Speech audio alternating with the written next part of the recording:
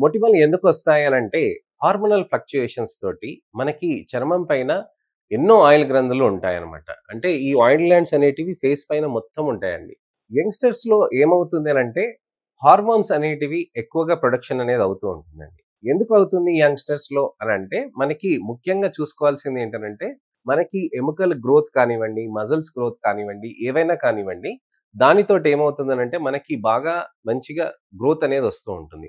So, ఈ hormones impact ఎలా మన మజిల్స్ పైన, కండరాల పైన, అలానే ఎముకల పైన ఉంటాయో, మనకు అలానే వాటి ప్రభావం అనేది మనకి ఆయిల్ గ్లాండ్స్ పైన ఉంటాయి.